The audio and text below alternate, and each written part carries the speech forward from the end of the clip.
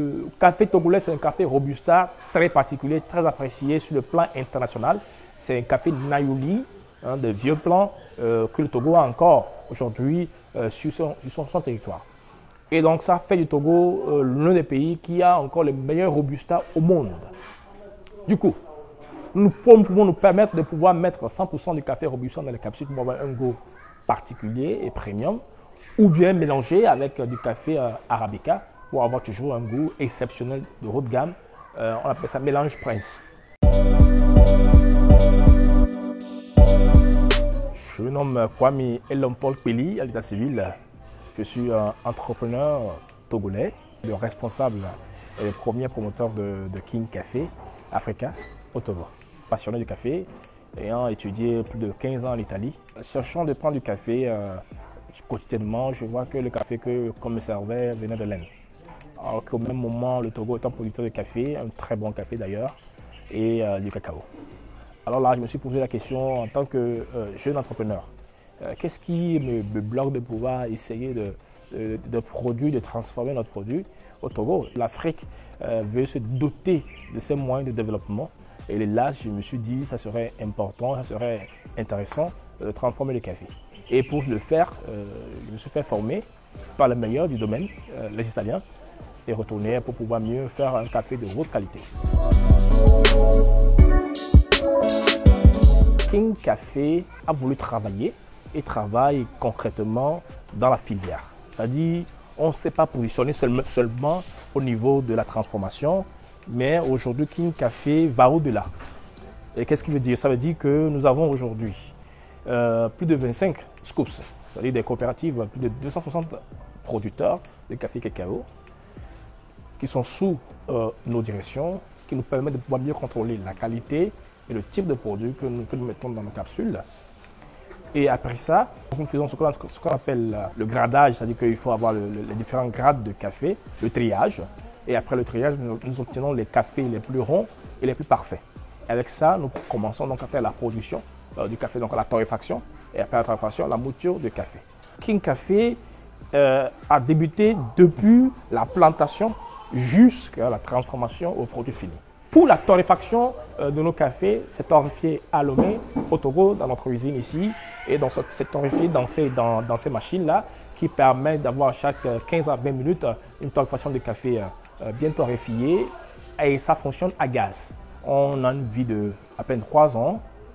On n'est pas les premiers producteurs de café au Togo. Il y avait d'autres producteurs assez blasonnés qui existaient.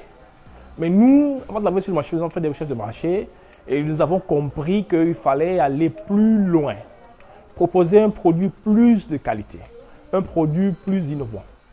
Et par rapport à ce que nos concurrents font aujourd'hui, c'est-à-dire les producteurs locaux, que ce soit au Togo ou bien dans la sous-région, nous nous sommes démarqués de cette production en allant faire des cafés en capsules, capsules compatibles Nespresso et Dolce Gusto. Qu'est-ce que ça veut dire? Ça veut dire projeter la consommation du café dans des cafetières plus rapides, plus technologiques et qui donnent beaucoup plus de qualité dans la tasse par rapport à ce que les gens sont habitués à boire dans le temps. Le café togolais, c'est un café robusta très particulier, très apprécié sur le plan international. C'est un café Nayoli, de vieux plants que le Togo a encore aujourd'hui sur son territoire. Et donc ça fait du Togo l'un des pays qui a encore les meilleurs robustas au monde. Du coup, nous pouvons nous permettre de pouvoir mettre 100% du café robusta dans les capsules pour avoir un goût particulier et premium, ou bien mélanger avec du café arabica pour avoir toujours un goût exceptionnel de haut de gamme. On appelle ça mélange Prince. King Café aujourd'hui, je peux dire qu'il est unique dans son genre au Togo. Et il est l'un des premiers, bien on peut dire des pionniers de café en capsule en Afrique de l'Ouest. King Café s'est positionné sur les grandes entreprises, surtout hôteliers et des restaurants. Pourquoi? Parce qu'ils sont la vitrine du café. Si c'est bon, ils te font un bon retour. Avec les retours et le fait que ces cafés sont appréciés, nous avons pensé maintenant d'atteindre la population. Et comment atteindre la population? Qui parle de café en capsule, parle de cafetière. Donc nous avons labellisé une cafetière King Café qui sera produite dans les prochains mois et qui sera à disposition à un coût réduit par rapport aux cafetières importées d'autres marques et qui permettra à l'augmentation de la consommation en masse de King Café. Malgré la Covid, nous pouvons vous dire aujourd'hui qu'en termes de boîtes, vous savez que la boîte c'est de 10 capsules, en termes de boîtes, nous avons pu écouler l'année en cours autour de 20 000 boîtes qui ont été écoulées. Ça correspond banalement à une production de 5 tonnes, je dirais 2 tonnes de café. C'est bas, mais c'est à cause du fait que nous n'avons pas encore développé pleinement notre plan de marketing sur les cafetières. Première difficulté, c'est le fait que les gens croient que nous faisons du grand cru. Quand on parle de grand cru, on parle de café de haute qualité, de haute gamme, qui est destiné aux cafetières espresso et consorts. Donc la confiance des consommateurs blasonnés de la grande marque de café mondiale. Et deuxième aspect, c'est le fait de la distribution internationale et de la mobilisation des fonds pour pouvoir aboutir à l'usine.